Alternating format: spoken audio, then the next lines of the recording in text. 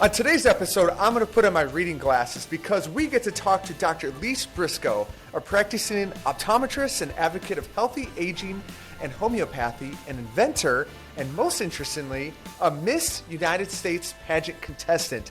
Dr. Brisco, thank you for joining the episode today. Oh, thanks for having me, Brandon. I'm so excited to be here with you. Great. So first, how did you get into healthcare and being an optometrist? Well, there's several physicians in my family, and so I was always being groomed to be a physician. I was an EMT in the emergency room when I went to USC, and that's how I put myself through school. So I worked the graveyard shift, and I didn't like it. And a lot of the physicians, it seems so sexy to be in ER, but actually a lot of the physicians were not happy. And my father had a friend who's an optometrist who was just loving life.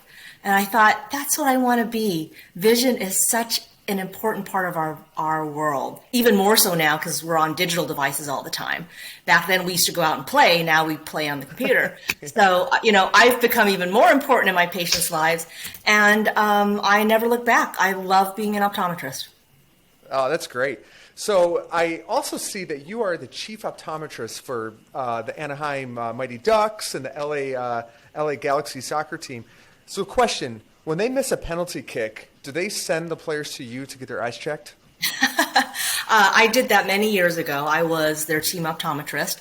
And what I did with them is go to physicals to make sure that they're seeing well. But the Anaheim Ducks took it one step further. I worked on their sports vision. So like speed of visual reaction time, eye-hand coordination, dynamic visual acuity. So at Disney Ice, they were kind enough to buy equipment for me so I could train the players how to react faster. And some of them, for example, I could tell by just doing their functional vision exam that they would see things too soon or too late, or they would miss on the glove side or the stick side. So I went to, at that time, Tony Tavares, who was president of the Anaheim Ducks, and I would tell him, this is what's going on. And he was like, how did you know? And I said, because vision guides motor. You react to what information your eyes tell you. So if you're a little cross-eyed, you see things closer than they are. If your eyes drift out a little bit, there is this visual spatial mismatch, and your brain thinks because proprioceptively your eyes are drifting out that the target, ball, puck, whatever it is further away. So I train them to better use that eye-hand, eye-body coordination connection better. That's really interesting. I need some of that sometimes, just on like normal, around the house tasks because I'm a little clumsy sometimes. So optometry is very much traditionally a hands-on. You have to be there. You look through the different devices to get your eyes checked. How have you held up through this COVID pandemic where going in person to some of these clinics and visits it became harder? Well, we did a little bit of telemedicine before COVID, but COVID really is what pushed us into it, and I'm grateful because it's my mission in life is to help as many people as possible. And because of telemedicine, and it's no surprise, I use Doxy.me. I'm a big advocate of your platform. Awesome. I have been able to consult with patients from around the world who find me because of social media. I'm really big on Instagram. I have a holistic blog called at Hollywood Eyes, and also a YouTube channel, Hollywood Eyes, Dr. Elise Brisco. So I'll give you some examples of what we did during the pandemic, because my office was shut down for about 2.5 months before they changed the definition and said optometrists are essential workers. So we reopened. But I had one call in particular. Patient was smart enough to get a hold of me. We signed on to Doxy.me, and he was having a veil or curtain coming down on his vision and a lot of little black specks and floaters. Within 30 seconds, I knew that he had a retinal detachment. I was on the phone with the surgery center while I had him on Doxy.me, and I was saying, I don't want you to be working out. You can't have too much activity and movement right now. We had surgery that night. So and I've had patients though, for example, because I see a lot of entertainers, I'm in the Hollywood area. My practice is Hollywood Vision Center. I had one patient who was in New York. This was before telemedicine. She decided she did not want to see another doctor, wanted to wait till she got back to Los Angeles to see me. Also a retinal detachment, which is considered a visual emergency. She lost her vision. By then, the retina had torn through the macula. She couldn't see anymore. And if we had something as accessible as telemedicine, Right. I could be able to help those patients. Now we're back in the office. However, I'm taking care of patients in Hong Kong, in the Netherlands, in Germany, in the Philippines, in Italy, because they find me, and there's not very many optometrists who are also holistic and do integrative medicine like I do. So they want to find out other options besides just taking medication or doing surgery. Maybe they want to find out about vision therapy, like what I did with the Anaheim Ducks. So I don't need a physical exam for that. I can look at their history. I can even jump on the phone with their physician. And sometimes two minds are better than one. I'm not going to replace their local doctor, but I can give them an alternative viewpoint because unfortunately medicine is very traditional. And I know that. My grandpa was a surgeon. My uncle's a cardiologist. However, I went back to school to become a clinical homeopath, so that I can offer my patients ways to help their body help themselves, help to strengthen their immune system, help to kickstart their immune system. And patients are hungry for that. And that's why I'm in demand. And my partner and I are going to start a new YouTube channel called More Than Meets the Eye, where we will offer our followers consultations. We're not going to be able to write prescriptions, things like that, since we haven't examined them, but we'll be able to have a conversation and health coaching. So Doxy.me is, you guys are ahead of your game. It was a godsend and a savior during that time, and now it's allowing me to accomplish my mission to reach more people and have that one-on-one. Oh, and can I talk about the telehealth van? Because absolutely. Yeah. This is going to be one of your future guests. I recommended him, Dion Rambo, who is a personal friend of mine. He started something in South Central LA called the Telehealth Van. We take for granted that everybody has a computer and has internet connection. Unfortunately, there are whole communities that just aren't as blessed as we are. And they don't have internet. All they have is their phone. But they need to stay in touch with their doctors, with their loved ones. And he drives around. They have, I think, 30 or 40 vans now. The city of Los Angeles funds them to go to these underprivileged areas, mainly in East Los Angeles, and just park it and let people come in there so that they can talk to their doctor. And you know what they use? Doxy.me? Yes, that's exactly what they use. Awesome. He designed his vans around Doxy.me. So he's going to be a guest, and it's helping people today. I think telemedicine is the future because even if my patients are within half an hour driving distance with me, I see a lot of celebrities. They're busy. They're on set or they're filming a movie in Africa and whatnot. And before, it was really hard to connect with them while they were gone. Now they love it. And because we'll get on Doxy.me and they'll say, "Oh my gosh, this is so high tech. I love it. I don't have to drive into your office?" They don't have to drive half an hour, wait, check in. Right. I'm running late, see me, then drive all the way home. That's like half your day. Oh yeah. This is for busy moms, not just celebrities who can't find childcare. This is for executives who just have enough time for FaceTime with the doctor, but they don't have time to invest in making that drive and coming to the office. So it allows people to take better care of themselves. It allows me to be with my patients, and I love it. And the other thing is, before patients would say, "Oh, can doctor just write me a prescription?" Yeah. That's bad medicine. If I'm on Doxy.me, I can say, "Okay, come here. Look up. I want to see the eye." I can get a close-up, and I can prescribe better, even if it's just a red eye. It could be herpes. It could be allergy. It could be, chemical burn. It could be bacterial, viral. But it allows me to provide better care, and patients are happy to pay for the office visit rather than just expecting me to spend 30, 40 minutes calling in their prescription, charting, finding out what's going on, reviewing their history. Now we're having something that adds value on both sides. Oh, that's fantastic. And I love that you are such a huge advocate of Doxy.me and telemedicine. And what I'm really excited about is that you have this mission.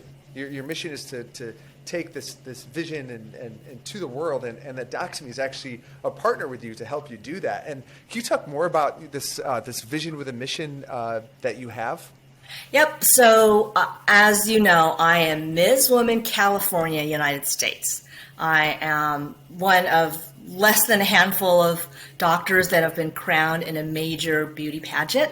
So I advanced to the nationals, which is the Miss United States pageant, where I will represent, I've got All right, we've got the sash and everything. the great state of California.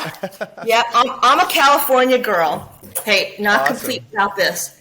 Brandon, Oh, if and the tiara. Awesome. that's right. If you're nice to me, I'll let you wear it one day. This is my tiara right here, the headphones. Right? Yeah. So my platform is Healthy Living for Healthy Aging. And I want to help people embrace getting older by taking care of themselves so they can enjoy life as they get older. And this has been my mission my whole life as a doctor and as an influencer. So the scary thing, and you know this, you're a physician too, is 9 out of 10 people, once you reach 65, have chronic illnesses. Mm-hmm. Guess how old I am? 35? I'm almost 60. And I don't want to Wait, become wait. a statistic. What? Yep. This is going on 60, couple months away. I mean, for those of you listening, you have to like go to the video or go to her. I mean, so let me just describe her. She looks 35, and so this is shocking. That's amazing, incredible. Just have to say that. Thank you. Yeah, and this is no plastic surgery or anything. This is me. This is me. Being in Hollywood at that too, with no plastic surgery, that's very impressive. Well, you know, I didn't want to become a statistic, so I became a spokesperson for the healthy aging movement, and I connect to people through social media, through public speaking. I'm writing a book called Live Your Best Life at Any Age, and I invented, you know, one of the things as an optometrist that I hear patients complain about for the last 33 years, I've been in practice for 33 years, is they hate it when they can't see what's right in front of them. Right. Because they lose their near vision. You're farsighted, you're young, but you still need reading glasses. So you could be a nearsight user also. People, you know, they don't want to carry this around. Right. Or they forget it, and then you can't read. Yeah, it's a hassle. How many times have you gone to the restaurant? You're like, people are like, where are my glasses? I can't see the menu.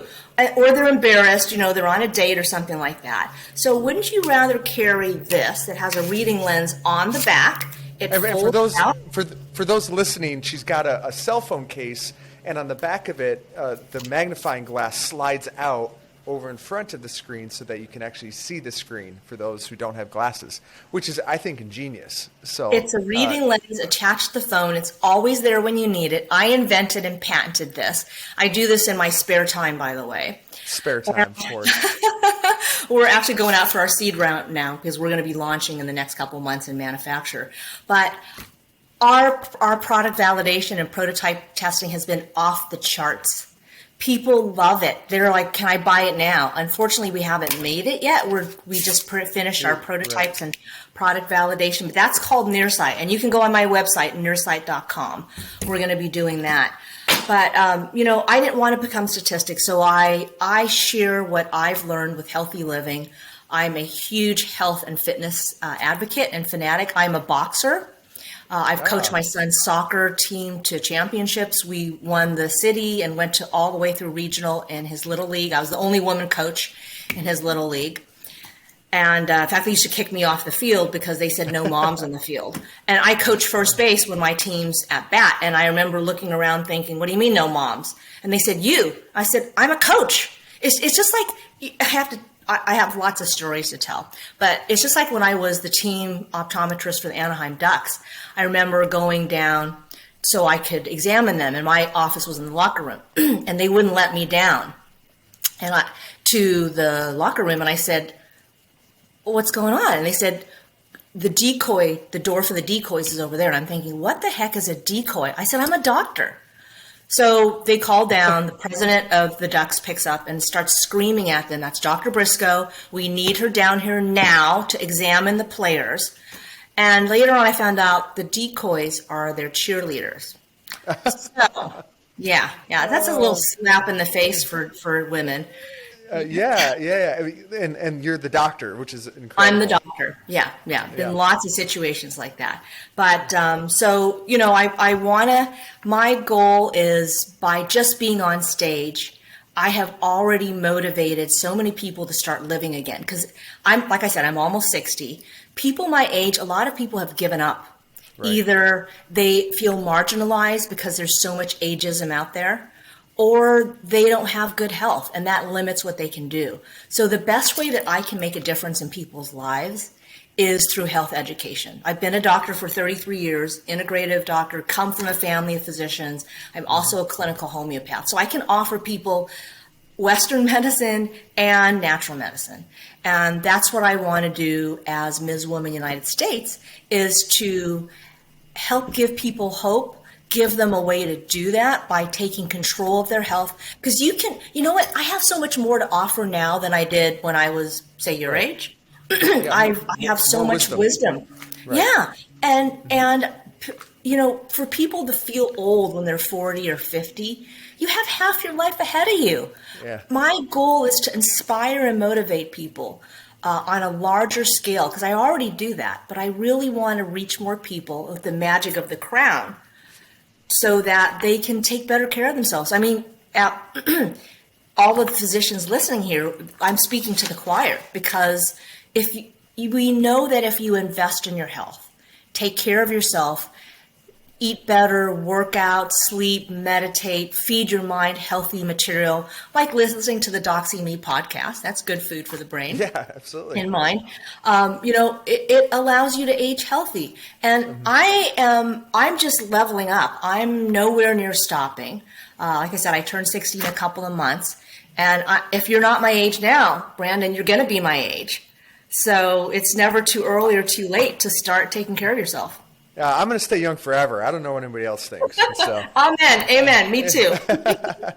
Awesome. Age is just a number. It's what's in your mind that matters. And so I think that's so inspiring. So we often hear from providers, especially those who are in the later stages of their career. I'm not going to use the word old. I'm going to say later stages of their career. And they're often hesitant to adopt new technology and try new things because it's like, I've gone this far. What do you say to someone who's been practicing for a long time and at the experienced in their career about adopting new technology, about using telemedicine? Well, these are my peers because I've been in practice for 33 years. In fact, when I graduated, there were so few women doctors, like 1 out of 5. Now, over half of female medical school, optometry, dental school graduates are women. But so to my peers out there, you're smart enough to know better than this. If you can use a computer and you can search on Google, you can Doxy. If you can Google, you can Doxy. And if you can FaceTime, you can Doxy. But don't use FaceTime because it's not HIPAA compliant. Right. And Doxy, you can get payment right online too, which I like. But just, you go to the Doxy.me site, you sign up, and then give the patient the link. They go on. And I'm sure my colleagues and my peers have been using Zoom. We've been forced to. It is, now there's no excuse because it's become part of our culture. Right. It's so easy to use. Your patients will love you for it. Love you. Well, do you have any other stories about patients and their experience using telemedicine and the feedback that they've given you about it? No, but you need to hire me as your spokesperson for all the things. That's sold. The main thing is patients love the convenience. They don't mind paying for an office visit, whereas before they would say, just write me a prescription because they're seeing you. And they feel like this is an office visit. Now, especially because we've been working from home for the last 2 years, people have accepted that this is a way of connecting with people. business travel is way down, conferences are way down. Most of my meetings, even like LA County Optometric Society, California Optometric Association, we're all online. Nearsight, my team, my financial team, marketing team, we meet online. So this is, it's convenient, it's an accepted way to do it. Patients love it. There are still times you're going to need to have them come in the office for a physical exam. But there's so much you can do on a telemedicine platform. I just love it. Love it. Thank you for inventing it. I wish I was part owner, but. Well, the other thing that it's doing, it's allowing you to expand your reach as well, where before with just the office space, you were limited to the Hollywood area. And now it sounds like you're going around the world, which is amazing, something you couldn't have done before. And you know what, for emergency visits, I just had one late yesterday, patient who had a subconjunctival hemorrhage. She was concerned because her eyes looked like bloody murder. It's 8:00 at night. I don't like driving I'm a single working mom. I don't like driving into the office that late. I tell her, sign on with me. Done deal. I've already known her. I know her history. I have EHR online charting. I could chart while I'm on Doxy.me, and solved. It's peace of mind for her. She doesn't have to wait for me to drive in or wait for the office to open the next day. And I've cut way back at the office. I'm only at the office a couple days a month because I'm writing a book. I've got Nearsight that I'm launching. I'm Ms. Women California. Hope to be Ms. United States. So, Elise, all in all, has it been a good move for you to go to telehealth? It has added another level to my practice. And also now that I'm starting a new YouTube channel and as a health and wellness influencer, because my followers come from around the world, and now I can offer them more than just information that I've produced. I can actually offer them a way to be in touch with me.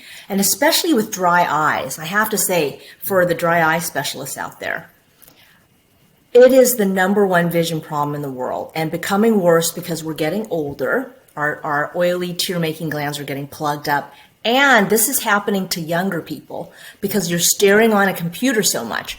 When you're staring at a computer, your blink rate slows down by about 80%. The reason the brain does that is because the screen, the pixels are constantly being refreshed. So if you try to take a picture of a computer screen or a TV screen, you'll see how it's scrolling. So it's not a stable image like hard copy. So it's much harder on the eyes and visual system to work on a digital device, but that's the way the world is. So when your blink rate slows down, you're not blinking enough to spread the tears, to moisturize, lubricate, and nourish the eyes.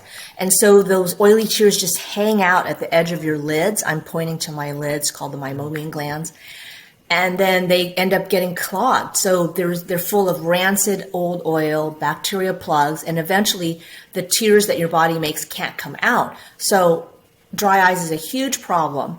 It's overlooked. A lot of doctors dismiss it as something simple and just to use teardrops. But there's so much new technology and a new way of thinking to take care of that. And I am a dry eye specialist.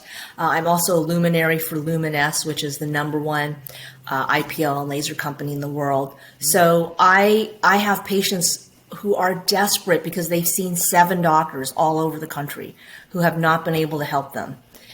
And they find me somehow, and I do consultations with them through Doxy.me. And this is something that through symptoms, I can tell that they have dry eye. Right. And then I give them recommendations, and also they go back to their doctor and ask more questions. So, yeah, it's great for dry eyes. And especially if you've seen a doctor and you're wondering what else is there, there are a lot of self-care. I call it my home eye spa that I can walk you through. That self-care is self-love, and you can do so much better if you take care of yourself at home rather than just waiting for a pill to cure your ills or surgery. So again, my platform is healthy living for healthy aging. And the reason that's been my platform for my whole adult life is because when I give my patients homework, they can partner with me to take better care of themselves. And the end result is so much greater. So what are some of the things that they can do to self-care at home? What do I advise people in general to live your best life at any age? And that is to realize, just like when you're on an airplane and they give you those oxygen masks, you got to put yours on first before you put your family's on. So if you don't take care of yourself, you're no good to your children, to your husband, your wife, your friends. Self-care is your first job. What we've learned this year in COVID is without health, you don't have anything. I mean, the whole world almost came to a standstill because of COVID. So if that does not show you how important it is to take care of your health, I don't know what else is. That's a perfect example. And instead of, I'm fully vaccinated, but a lot of what I see covered online and doctors talking about is being vaccinated. Yes, that's important. And then the treatment for it. But what people aren't talking about is, what about the prevention? What about supporting your immune system? Sleeping and good sleep. That's so important to allow you to heal and regenerate and grow if you're a child. A healthy diet. That means raw, real, whole foods. If you eat processed foods, your body's not getting the nutrition it needs. And then it doesn't have the ability to give you the energy to fight off illnesses. You need to be strong for your immune system to be strong. Lots of energy. Use movement as medicine. I work out every day. I have a sprained ankle now, but I'm still working out. I'm doing upper body. Your arms, right? Yeah. Oh, yeah. Ta-da. Oh, there you go. Again, and you lose muscles every year as you get older, so it's more important to work out as you get older. You need to speed up, not slow down. Working out is important. So I talked about diet, sleep. Your mind. Feeding your mind healthy food. There's so much junk out there. Sometimes I don't listen to the news anymore because it's just bad news and doom and gloom. I want to hear things that are going to help me become a better person. TED Talks, podcasts, even social media. There is actually a lot of good on social media. There's people giving me recipe ideas, workout ideas, motivational ideas. And I want to hear the good news to lift me up. So that's important. Meditation. I meditate every night before I go to sleep. Big on that. And that helps to clear my mind, quiet it, because as you can tell, I'm doing a lot of things. My bandwidth is full. But for me to keep everything in perspective is I pray and I meditate. And that really has just done wonders to give me so much more bandwidth. So, there's so many different things that you can do, but it really starts with a healthy lifestyle. Depend on that to keep you healthy. Depend on that to keep you from getting COVID rather than just reacting. Be proactive by taking care of yourself because there's so many health problems that can be preventable. And remember that stat I gave you at the beginning of our podcast? I said 9 out of 10 people have chronic illnesses once they reach 65. And that scared the heck out of me because I'm almost 60. Most of those chronic health problems are preventable. High blood pressure, diabetes, high cholesterol. I have really poor genetics. My family history is wrought with cancer, 4 cases of breast cancer, prostate cancer, hypercholesterolemia, diabetes, strokes. My baby brother had a stroke. But you know what? I decided I'm not going to be a statistic. I can't control everything. I can't change my genes, but I can change the expression of them by a healthy lifestyle and give myself to help me beat the odds. And that's why my platform is Healthy Living for Healthy Aging. And that's why, I want to get the United States crown. The California crown has already helped me reach more people because I want to share that you can enjoy life through a healthy lifestyle. It's an amazing platform. Thank you. What do you think the future of healthcare will look like? I think that most of it's going to be televideo. Everything's moving online. This is why I invented Nearsight, because I wanted real estate where people are. Right. If they're not on their computers, they're on their phones. So I think almost everything now, we've been forced into this online world. I got my market, groceries yesterday from online. Right, I order my food, my restaurants online. During COVID, I couldn't go out. I was doing, I was doing my boxing workouts online. I represented a company called Fit Forever. My entertainment, we did family game nights with friends online, right. And I saw my patients online. So not to, I don't want to be just an ad, but you guys are on the right track in making this accessible so that doctors can do their job and patients can connect with their healthcare providers. Doesn't matter what kind of doctor you are, even dentists. Yeah, you need hands-on, but you can still have a consultation with a patient who's in pain or has a concern like, oh my gosh, yeah. I'm an open book. I had a post put in and my body rejected it, so it came out. So I had to drive all the way to see my oral surgeon. And he said, oh, your implant failed. Yeah, I knew it. I could have just he could have told me that. I could have shown him online. I could have just, because he just pulled it out. But that could have saved me, an hour of canceling appointments and driving over there. So I appreciate televideo too, for meetings, for healthcare.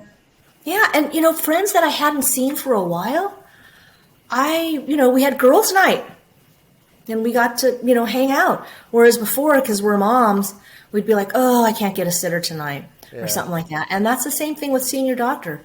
It allows patients to go see their doctor more regularly, easily, convenience, at your leisure. It's great. Yeah. So Elise, final question. When is the Miss United States pageant so we can cheer you on? Yes, it is the first week in October. So your podcast will probably air after that. And I will do a follow-up with you to let you know whether or not I won. And I also want to go on your private plane with you. I don't have one of those at all, but One day. At least, Dr. Brisco, this has been so much fun. We are absolutely going to be cheering you on, and we'll make sure the Doxy.me family is all there cheering you on. And so you are one of us. So thank you for your time and the mission, and we're so glad to be on the same team with you. And we want to see your mission that you are pushing forward to be successful. Well, thank you for making me part of your family. I'm honored and touched. Even before you asked me to be on this podcast, I had already given you many shout outs. I'm a big Doxy.me fan, and thank you for making this accessibility and connectivity so much more readily available. Thank you so much. Thank you.